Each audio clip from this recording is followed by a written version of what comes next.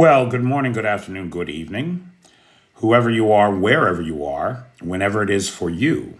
For me, it is just past midnight on Tuesday, April the 1st. Happy April Fool's Day. I will not be fooling you this evening. Everything I say will be the truth, as it usually is, as far as I know. And that makes this the news for Monday, March the 31st, day 1132 of Vladimir Putin's war of aggression against the people of Ukraine. How do you do? I'm Peter Alexievich, and this is the Live at 5 from Kyiv. And hey, Fitz, there's one of our sponsors for tonight. So, guys, I had a problem with not a problem, but it was time to renew my temporary residence permit here. And a bunch of people chipped in and made that possible. And they are the sponsors of all the lives this week. So I want to start out by thanking Chris Carter, Baria Trisabella, 57, Cynthia, and Tony, Dark Irish, Jose, Little Red Sunflower, Integral, and Jerry O. So thank you all. You really made my life a lot easier. How's everybody doing this evening? What's going on? Chris Carter, the wide receiver. No, definitely. I do not believe that our Chris Carter was ever a wide receiver. I could be wrong. I don't think I am. Hey, Birkenhair. What's going on, pals? Hey, Bjorn. Bjorn is here. Hey, Bip. I didn't have a chance to look at that video yet. How's everybody doing this evening? Hey, Feisty.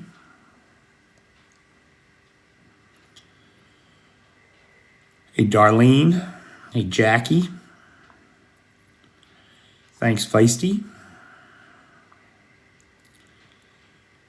Hey, Krager. Well, you know, Craig, that's exactly what I thought. That is exactly what I thought. So we'll start with that then. Well, actually, let's start with last night's overnight missile and drone attack. We saw 2 Iskander-Ms come into the country that hit targets inside of Ukraine, civilian targets, civilian infrastructure, 2 people dead, another several dozen wounded as a result of those attacks. Now, in addition to the 2 Iskanders, there were 131 Shahed drones. And of that 131, 102 were shot down or taken out with active countermeasures. So that's a 78% interception rate. It's an extraordinary interception rate.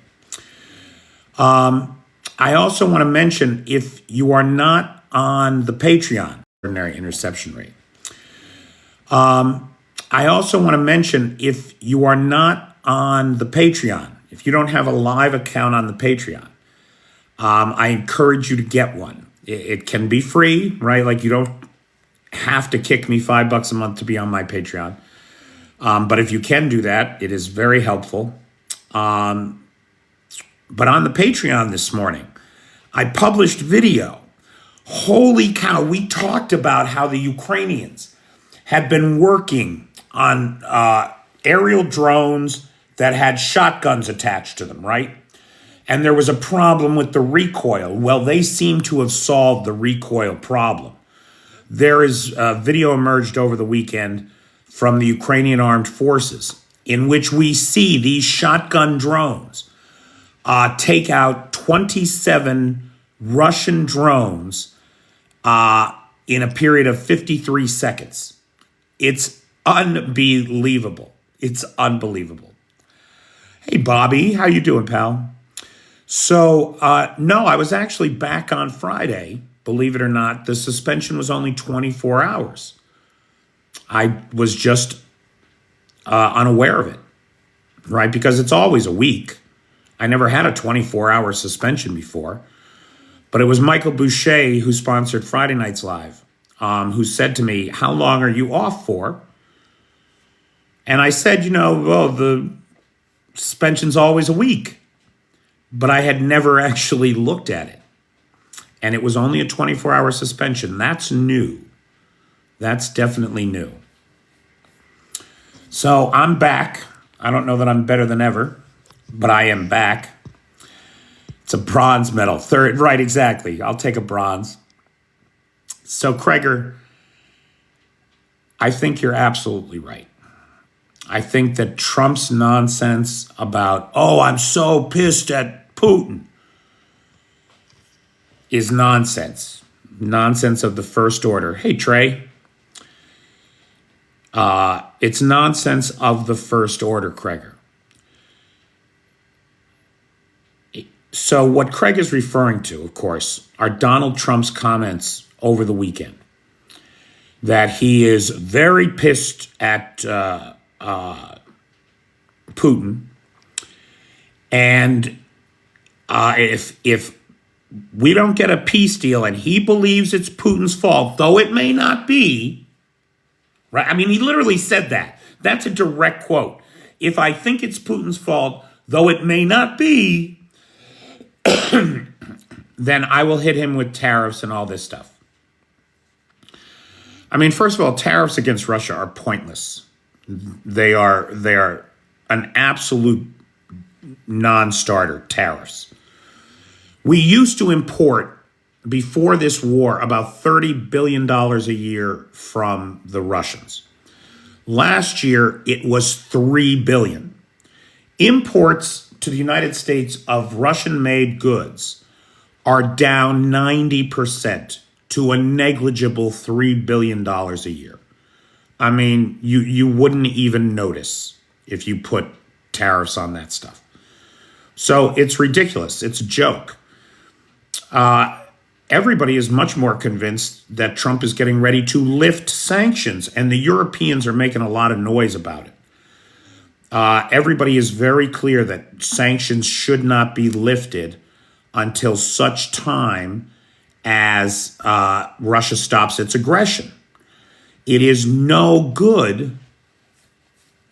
It is no good to reward the aggressor by lifting their punishments. If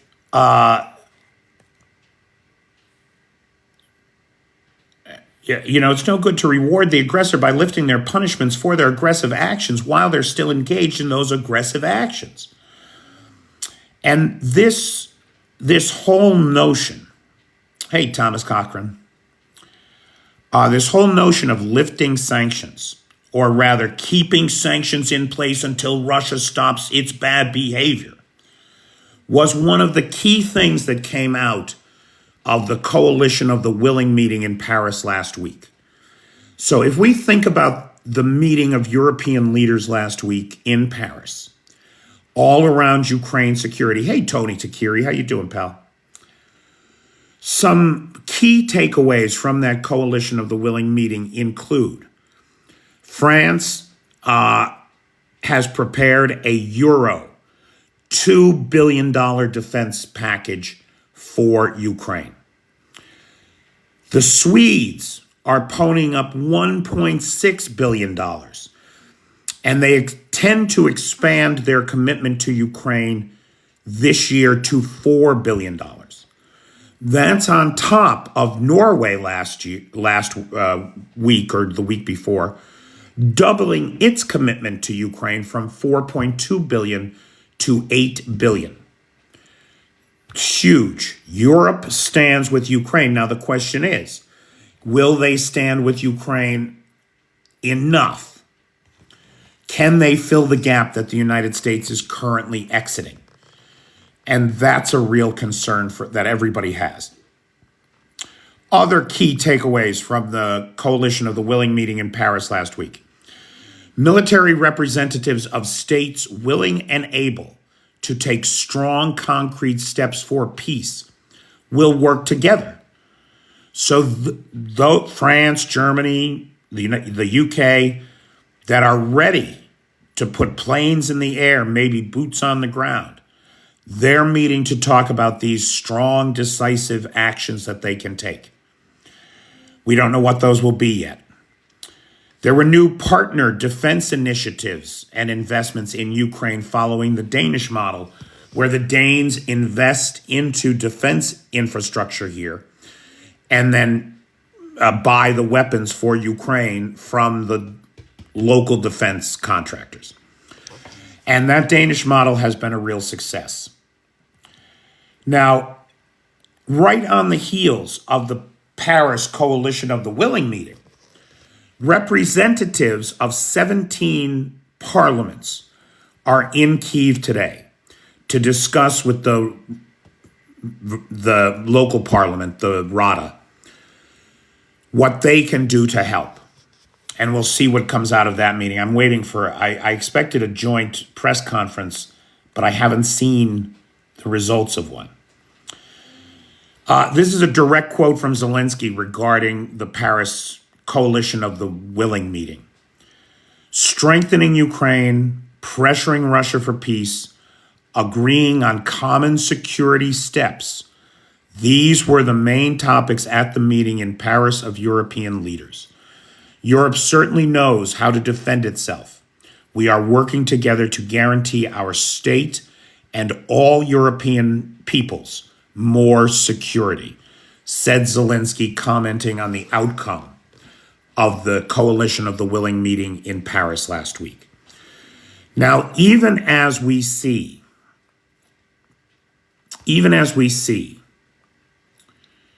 the Europeans increasingly stepping up to fill the void left in their own security by the exit of the United States in what is the largest geopolitical shift of the century, right?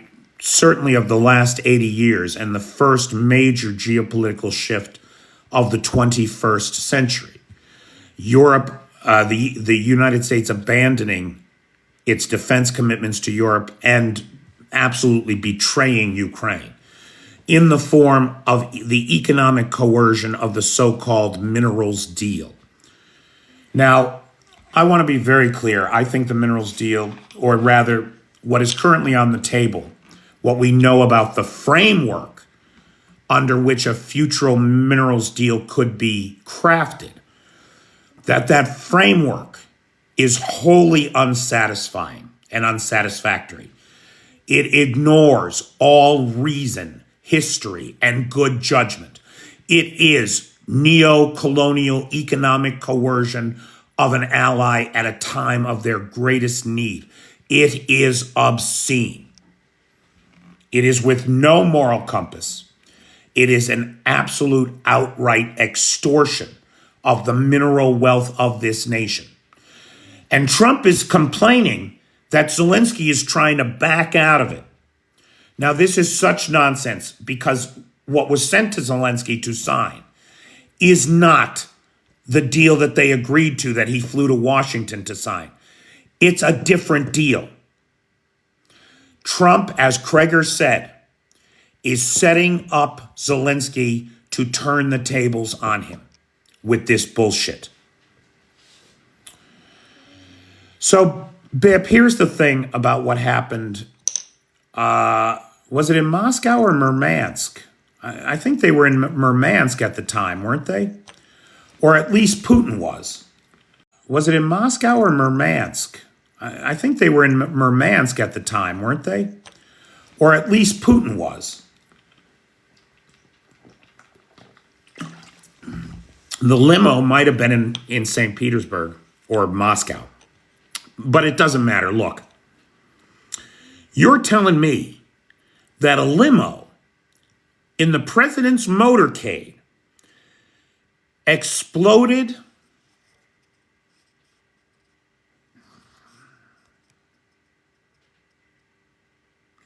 Oh, we'll come back to this. Is that my buddy Colin who's saying, get off your soapbox and read the Constitution, Peter? Or is that some troll that's just come in? So anyway, listen. The thing with the limo in Moscow, it happened right outside an FSB office. There was nobody in it at the time. You're telling me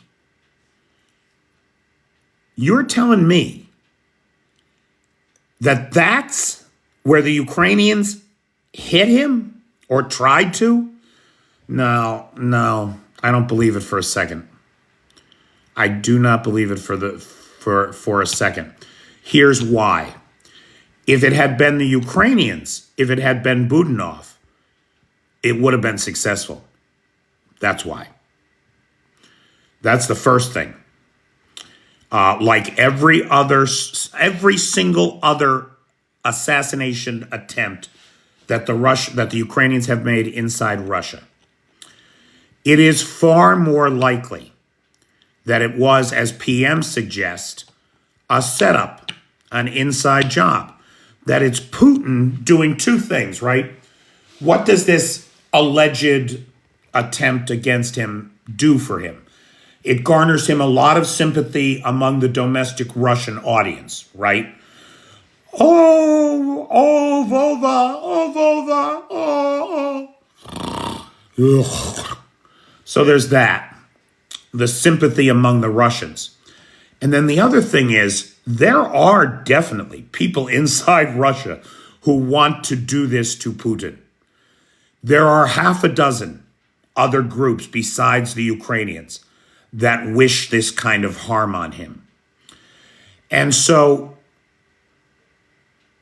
it is far more likely that he did this himself in order to garner sympathy and to put his enemies on notice that he has people in the sewers.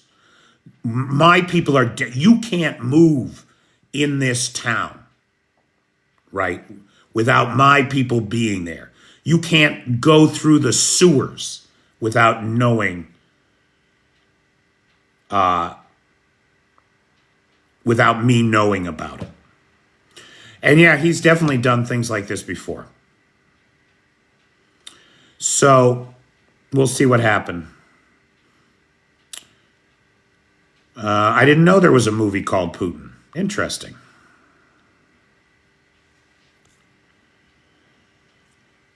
Okay. So I think that all of Trump's talk about he's mad at Putin is nonsense. I think that he's getting a lot of pushback in the United States for being such an obvious tool of our enemies. And I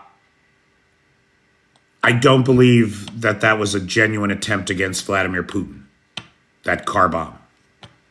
There was nobody in the car blew up. Oh gosh, our poor dear leader, everybody should love him more. Right? That's what it looks like to me. It was interesting today. There was a hack of the Moscow metro station software. And if you went to the Moscow Metro website, you got you got diverted to the Ukrainian Railways website. And I didn't talk about it, but last week there was a hack of Ukrainian railways. It's still causing problems. For example, I was looking at trains to Warsaw, and I couldn't bring up Warsaw as a destination, like one of the closest international railways, and I couldn't get there. Now, somebody mentioned there that somebody is selling indulgences, what we used to call indulgences, right? That Trump's faith coordinator or whoever that grifter is selling $1,000 blessings from the president or some shit. Selling get into heaven tickets. Unbelievable, Walter. It's unbelievable, isn't it? I mean, it might as well be 1549 all over again. Now, this guy, Pastor Mark Burns, he's an evangelical minister and a Republican politician, Pastor Mark Burns, who is said to have some influence with Trump as a spiritual advisor to Trump. Now, I find it very difficult to believe that Trump puts any cotton in this man's word at all. But this guy claims to be this evangelical minister who has the ear of Trump. And he is in Ukraine today. And he was touring Bucha and Irpin. And the things coming out of his mouth were very positive in favor of Ukraine and the defense of Ukraine. Now, I don't know that this guy, that I've never heard of this guy, Pastor Mark Burns. I've never heard of him.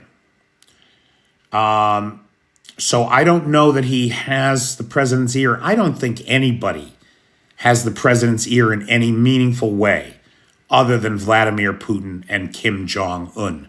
Maybe Viktor Orban, too. Trump's attempts at a so-called peace plan are nothing but gifts to the Kremlin. They are oxygen to the Kremlin every time, and he just keeps on giving away the store. In Bucha, they did celebrate the 3-year anniversary of the liberation of Bucha. That's today. Hey, Betty Thompson. Hey, Dan Ballard. Today is the 3-year anniversary of the liberation of Bucha. And to everybody who suffered through that nightmare there, may I congratulate you on that 3-year anniversary. Now, that's about it for my top line kind of news today. Oh, there was a TOS-1A destroyed out in the Donetsk region somewhere. We don't know where exactly. Those are those thermobaric weapons platforms that are so devastating to the Ukrainians. I did not hear from Marie Le Pen today. Orban is finished. Well, if Orban is finished, it has less to do with Orban, or less to do with Trump, and more to do with Friedrich Merz, the incoming chancellor of Germany, who has said it is time to punish Orban.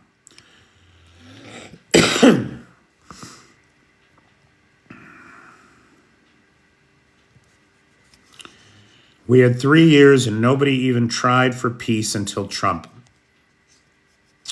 I mean, do these people live in reality? The White House says the signal leak scandal is closed. It's now okay. It's okay. I know everybody else that did it is serving 20 years to life, but it's okay for us to be sloppy with classified information, to broadcast to a journalist battle plans. I mean, it is unbelievable. Absolutely unbelievable. So, you know what? Let me do this. Let me thank... Oh, real quick, too. Frontline update. So way down south along Zaporizhia, the Russians have taken one small town, one village, that puts them just 6 miles from the oblast, which is like a state in Ukraine, right? Dnipropetrovsk. That is not an oblast where they have any boots on the ground. So if they cross that border into Dnipropetrovsk, it will be a 5th oblast where the Russians have boots on the ground, right? In addition to Crimea. That's the only place the Russian army seems to be moving forward. Around Pokrovsk over the weekend, a large armored assault was rebuffed, and the Ukrainians continue to recapture Russian positions southwest of the city, chipping away at Russia's gains, which over the last 2 weeks only amounted to 7.3 kilometers. But those gains are being chipped away at Pokrovsk, at Toretsk, in Volchansk. And the salient inside of Belgorod continues to expand, albeit at a very slow and steady pace. So that's about it for me. Top line. I want to thank the sponsors of tonight's live, Chris Carter, Baratrice Sebella, and her husband Tony, Dark Irish, Jose, Little Red Sunflower, Integral, and Jerry O, all of whom very graciously helped take care of the funding of my temporary residence permit. Yeah, Kansas Steve, that seems to be what's happening in this war.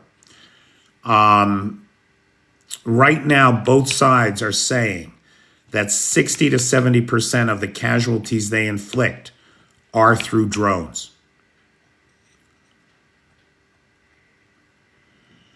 Keep an eye on Serbia. Serbia is a domino to watch. There have been protests ongoing there against the corrupt regime of a pro-Putin political party since November, and those continue. That's true not just in Serbia, it's true in Hungary, it's true in Slovakia, it's true in Georgia. And so those are all dominoes to watch, I agree. The Serbian leader will be in Moscow on May 9th for the Victory Day parade, according to Herb there. And that's very likely. I would not be surprised if that were accurate. So Smokey wants to know, are the Shahed drones being made in Russia now, or was that factory destroyed? The drones, the Shahed drones that were originally manufactured in Iran, the Iranians are still sending drones as far as we know. However, production has also moved inside of Russia. There are two plants that we're aware of, one in Tatarstan and then one much closer. I want to say it's Krasnodar Krai, Volgograd, somewhere between Volgograd and Krasnodar, if I'm not mistaken. Both of those drone plants have been hit. In neither case were those drone plants destroyed. Operations may have been interrupted for a few days, etc. But the best data that I've seen suggests that the two plants are producing about 150 drones a day. And then plus, of course, they're still buying from the Iranians.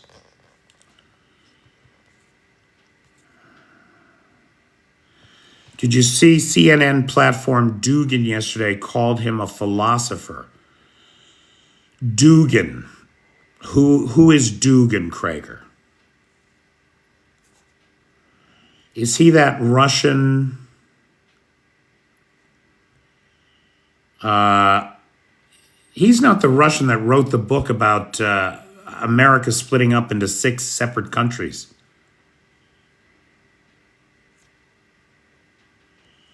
Works for the Kremlin. I'm not sure which of, they call him Putin's brain. He's an RU propagandist. No, I'm not, I can't say honestly that I'm familiar with him off the top of my head. No, I'm not, I can't say honestly that I'm familiar with him off the top of my head. But as I often say, I am not an expert, and there is much I do not know. I guess Alexander Dugin. I mean, when I think about Putin, oh wait, is he the guy they call the architect of Putinism?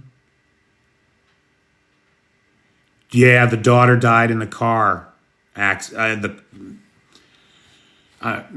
We think, right, that Dugin was probably the target, but then there are other people who say no, that the Kremlin, for some reason, took out his daughter as a warning to him to keep him in line.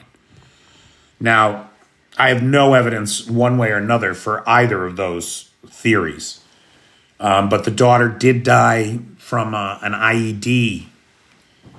Oh, yeah, no, I know him now, yeah. Ciao, Al-Fakri.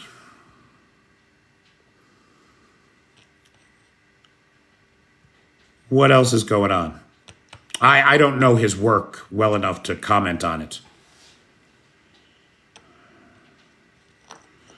TikTok is tricky that way, Herb. You never know. You know, I mean, I just got banned on Thursday night, which is why no live was posted Friday, because you can't access those lives. Hey, Doc, thanks for dropping by.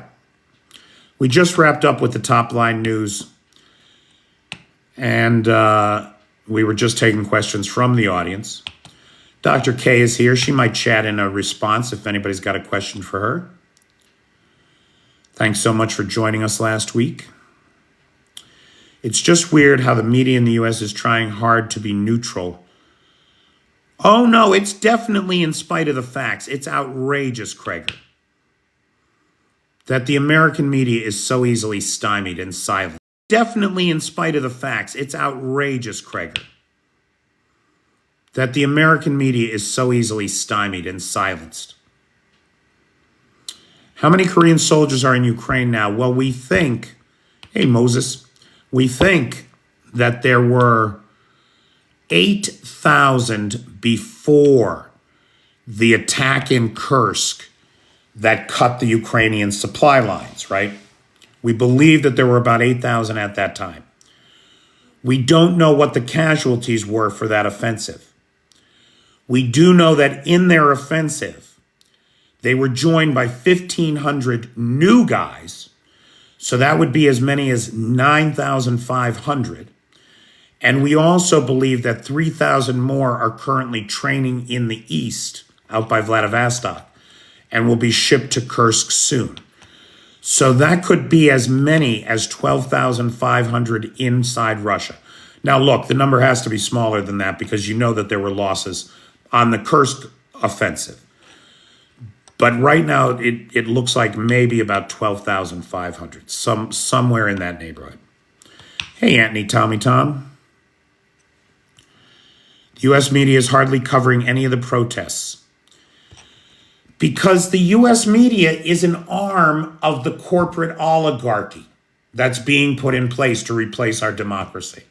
That's what's happening. The three channels in the future are going to be America One News, Fox, and Breitbart. Those are going to be the state news stations, and that's all there will be. Jesse Waters is an American Solyov. Yes, he is. These people who so love our democracy, our country, and our military, who were so upset about Hillary Clinton's private email server, but don't dare criticize the Trump administration over the signal debacle. The hypocrisy, the stench of it is just rising to heaven. It's unreal.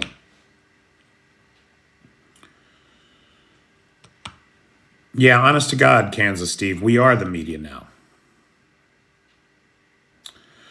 Belgorod seems stable. Well, you know what happened? The Ukrainians came in with F-16s, and the F-16s blew the bridges. It's quite a piece of flying. I mean, it's really pinpoint precision strikes. So that was great to see the F-16s in action on the front line supporting the troops, right? Syrskyi is famous for using the terrain against his enemy. And so the area in Belgorod where they've gone into is all rivers and fens and streams and things that make it tough for the Russians to get around. And by targeting just a couple of bridges and taking those bridges out, you make it very hard for the Russians to get to where the Ukrainians are. So the Ukrainians are still in Kursk, but we're talking about the new invasion into Belgorod. So the Ukrainians right now have footholds in two Russian oblasts, in Kursk and in Belgorod. And in Belgorod, they have protected themselves from the Russians by taking out the bridges. And they hold a very small, maybe 25, 30 square mile piece of Belgorod. But it has had the desired effect. All of those troops that were up in Kursk getting ready for the Sumy advance, getting ready to cross the border into Ukraine's Sumy region, half of that force has been pulled away down to deal with the Belgorod incursion. And it's worth pointing out that one of the units supporting that is the Russian Freedom Legion. That's the independent army of Russian citizens that are fighting against Russia in this war. No, Ant, I didn't say that they were cut off in Kursk. I apologize if I was unclear. What we saw happen in Kursk was an offensive that cut the supply lines. So I guess you could hear that as being cut off, yes. It was a major offensive. It did cut the major supply lines to Sudza, making Sudza untenable for the Ukrainians. So they pulled back and they retrenched inside Kursk, just a few miles over the border from Ukraine. But they are still very much in Kursk.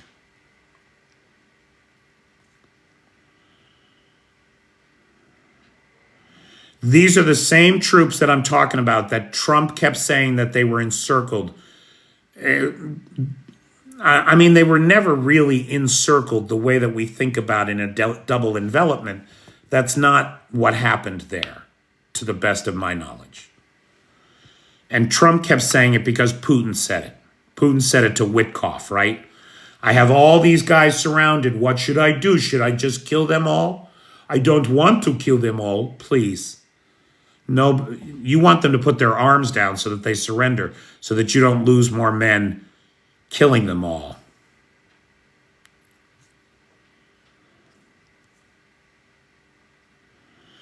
Do you think there's a real possibility of troops on the ground from Europe? I don't know, Krager. I really don't know. I don't know that the political will exists for it.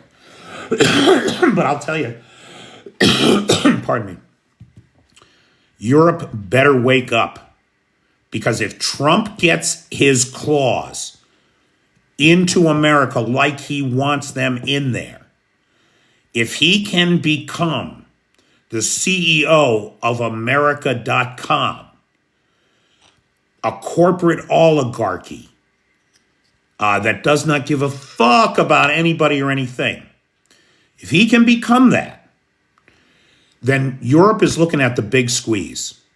The squeeze between Russia, a newly, freshly emboldened Russia, who will rebuild its military on the heels of a win in Ukraine, and this rising fascist American state that is looking to absorb Canada and Greenland. It'll be the big squeeze. And it's really disconcerting. I do think Trump is serious about Greenland too. I don't know why the French and Great Britain want to send soldiers here. There is no peacekeeping to be done. So that doesn't make any sense. The Turks do seem ready to support Ukraine. Well, Turkey knows that it could be next, right? Russia has its eye on Turkey, and Erdogan doesn't want to suffer the loss of sovereignty that the Ukrainians are facing. We can't hope that Trump gets stopped. We got to figure out ways to stop him. Trump is not completely insane and idiotic, Bip. I mean, I know it looks that way, but really, he is ruthless and he is hell-bent on destroying all the institutions of our modern world. For one reason, so that he can buy them all up and sell them to his friends cheap.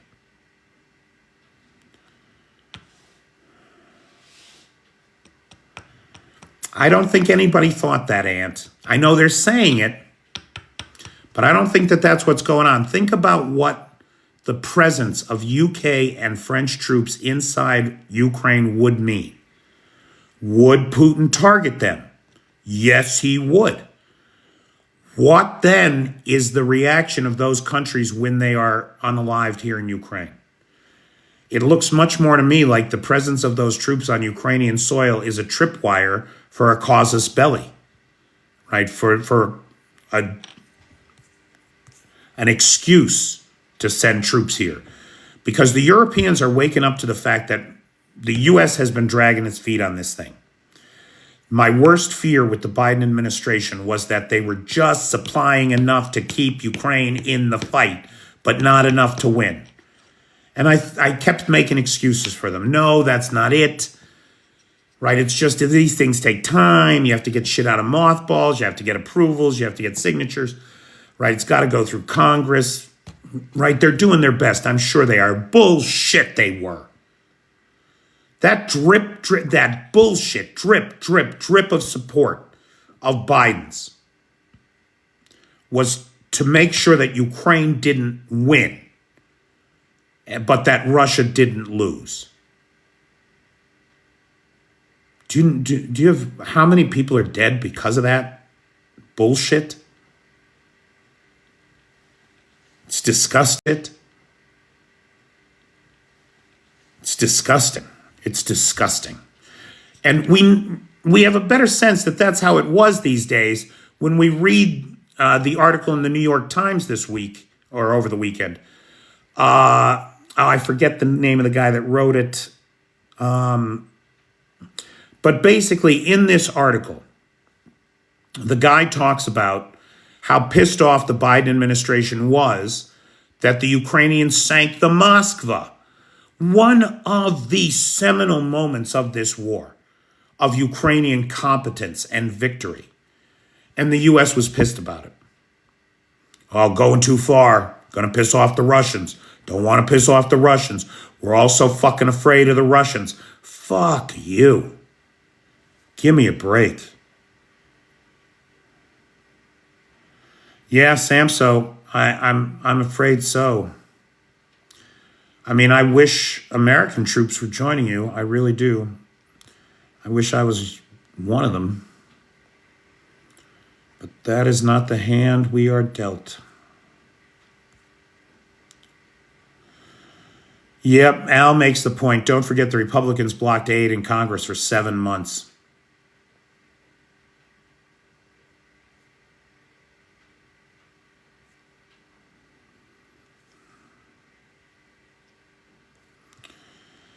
Cyprus and Greece wants to send the National Guard to Ukraine. France and Great Britain will only send troops when a complete ceasefire is decided. And so never. Everyone, enemies and allies underestimate Ukrainians. Yeah. You know, Krager, I wonder if this whole troops discussion thing is less about peacekeeping efforts and more about the collapse of Russia. You know, even if I'm wrong, let's say I'm wrong. Let's say that the limo, Putin's limo blowing up yesterday, was a legitimate attempt to take Putin out. Right? I'm wrong. It wasn't a false flag. It was a legitimate attempt to take Putin out. If it was a legitimate attempt to take Putin out and it happened in front of the FSB building, someone is very serious about taking him out. And what happens when Putin gets taken out? The power vacuum that could exist, the nature of feudal kind of fiefdoms, each with their own army, battling against each other, the violence that Russia could descend into, and the risk of loose nukes coming out of that violence, is such that major powers should think about wanting to be close so that if Russia collapses in such a way, they can secure the nuclear arsenal. That should be top of mind for everybody. And I don't know that anybody is seriously thinking about that yet or if these European troops in Ukraine is kind of an excuse to get close here.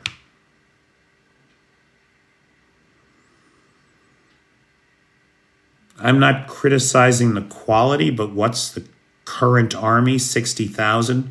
You must be talking about Belarus. It's not really 60,000. It's like 42,000 plus some reservists. But it's 60,000 is the number you hear batted around a lot. Why did Ukraine stop bombing the oil infrastructure? The ceasefire is clearly not working. Oh, I'm sure they'll get back to it. They have lots of juicy targets and very little ammunition, Al. Don't forget that. They have very little ammunition. Every hit has to count with them. The British are clever. Yes, they are. It will take years, though, to get European military increased. That's a fair point. What do you think happened with the 4 Americans unalived near Belarus? Bip, I don't know that we have confirmation that they were unalived. Do we? Now, I could have missed it today. But Rudham walked back his remarks that they were unalived, that the search parties were still out looking for them. We do have confirmation that they are alive, or that they were unalived. Egley is saying it's an accident. I apologize. I don't know what happened in that story. 3 of the 4. They retrieved 3 of the 4 bodies. Where's the 4th? Putin doesn't care about losses, Bobby. Not losses of men. Certainly not African men, Sri Lankan men, Indian men, North Korean men. He paid for those people. He expects them to die for him. So his only goal is land. He is trading lives for land. Make no mistake. And he does not give a fuck. 3 DOA, 1 missing. Ooh. They drowned in a bog. 3 of them drowned, but 1 escaped.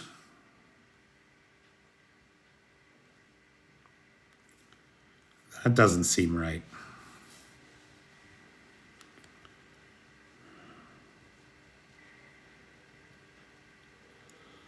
Huh.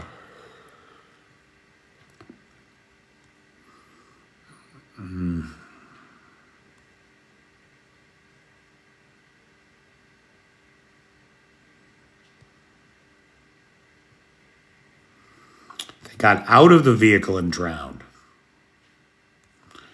You know, I could understand them drowning if they were trapped inside an armored vehicle that sank, but getting out of the vehicle and drowning?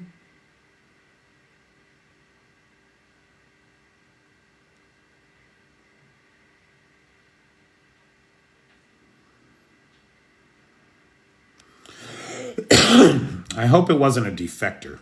I hope it wasn't a traitor, right? A Steven Seagal type,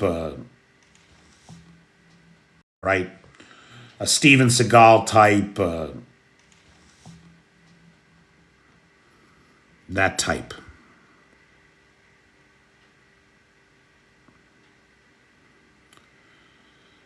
The response to it was amazing, though. Poland sent 150 troops for the rescue, including other countries. NATO is still strong even without the U.S. Mud was like quicksand and 60-ton equipment. Well, that'll do it. That'll certainly do it. Le Pen is in France is due for the pen. I don't know. I didn't see her comments today. What do you think about Trump treaty? Secondary tariffs on Russian oil, consumer, China, India. Yeah, you can't put tariffs on goods of other countries going to countries not your own. That is not how that works, right? It does not work that way. So I don't know what he's talking about when he says these things. It doesn't make any sense. He cannot say to India, oh, India, if you're going to buy Russian oil, you have to pay us 25% of that oil. That's not how that works. So I don't I don't see that happening. Krager,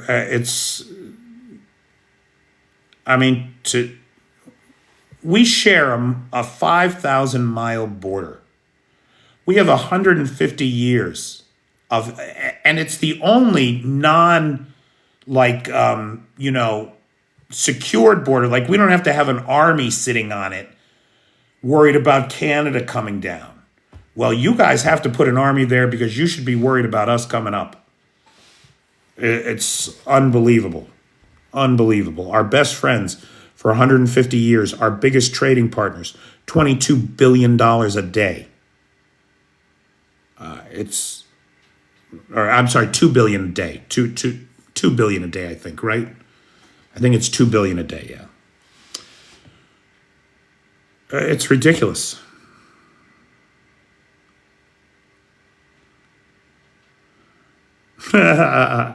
There's always some silver lining, right? Le Pen was convicted and disqualified, 4 years in prison. Really? Wait, for Marie or for the father?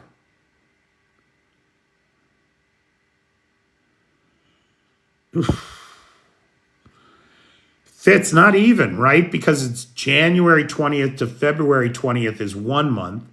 February 20th to March 20th is 2 months.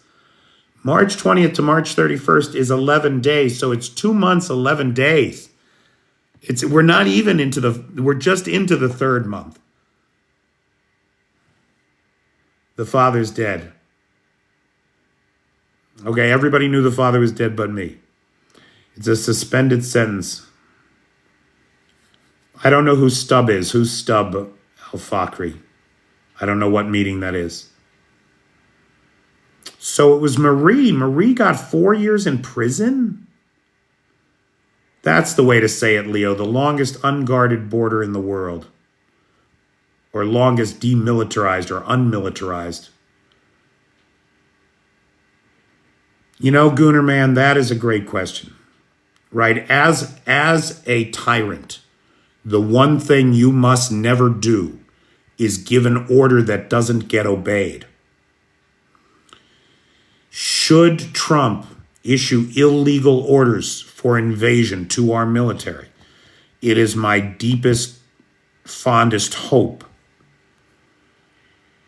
that they would not execute that order.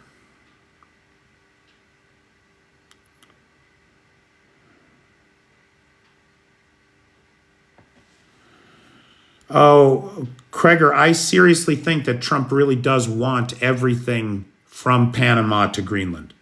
He envisions this great North American state, a corporate oligarchy under his direction where he can grift and grift and grift to his heart's content, make anybody he wants to disappear, and he can bring vengeance upon his enemies in Europe, who have looked down at him and who have talked down to him since his first presidency.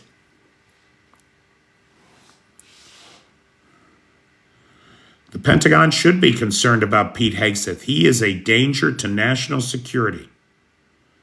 Hey, David Keller.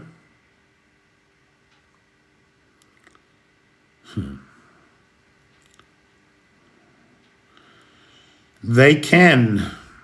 The American military can choose not to follow his orders.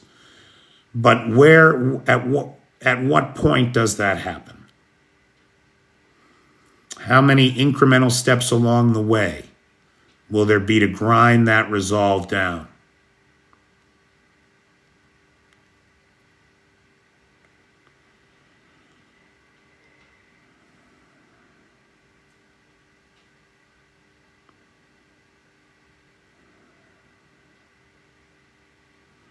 Okay, there's just 2 minutes left here, so real quick, let me again thank the sponsors for the week.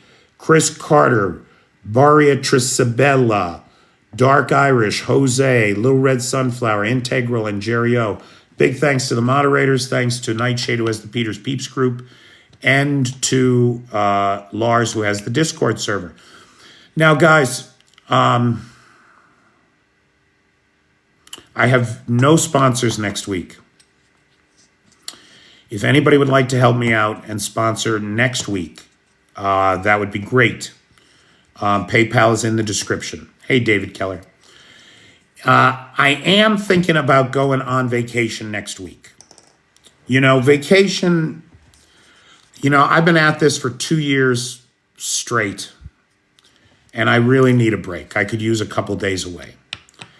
And I was invited somewhere with some people, and going on vacation alone is no fun. Going on vacation with friends is everything. But after I paid the rent and I paid the residency permit, I am broke. So if anybody can help me out going on vacation, right? It's not for the frontline troops, it's for me. I could really use the help. I would really like to go with them if I can. So if anybody can help with that, the PayPal is in the description. And if I do go on vacation next week, and I don't have any lives, anybody that helps me go on vacation, you will get video sponsorships from the vacation spot. Yeah, I don't know if I'm going to be able to, my lady. Oh, it's tough. It's a tough scene. But anyway, the important things are getting done, right? The temporary residence permit, that's important. Those guys are going to Amsterdam. And there's no world in which I can afford a plane ticket. But just getting to Warsaw takes 15 hours on the bus, minimal 15 to 24. So I thought, why not just take a bus to Amsterdam? It's 36 hours one way on the bus. That's like 3 nights of hotels that I don't have to spend money on. And I get to see Frankfurt and Hamburg on the way. Frankfurt and Hamburg? I think Frankfurt and Berlin, sorry. Frankfurt and Berlin. And I have a buddy in Amsterdam who I can stay with, so I don't need a hotel in Amsterdam. Yeah, you know why I want to go, Michael, right? And I need money because I don't have any. Amsterdam is an expensive place. So the bus alone, the bus by itself costs $300 round trip. And that is way cheaper than any plane. So I'm looking at the bus and taking, like I said, a 36-hour bus trip across Europe to get there. That would get me into Amsterdam Tuesday. They're going for the whole week, but I would only be there Tuesday to Friday, crashed at my buddy's place. Plane tickets are way expensive right now. I looked, Egle. I was very disappointed. No Ryanair flights. The cheapest, absolute cheapest ticket that I could get from Warsaw to Amsterdam was $336. And I played with the days, I played with the times, everything. No, I'm sorry, 336 pounds, because I was VPN'd into Great Britain, so it all came up in pounds. 336 pounds was the cheapest round trip flight from Warsaw to Amsterdam.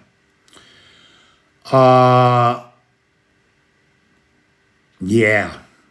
And of course, if I fly Warsaw to Amsterdam, I still have to take a train 13 to 15, 16 hours from Kyiv to Warsaw.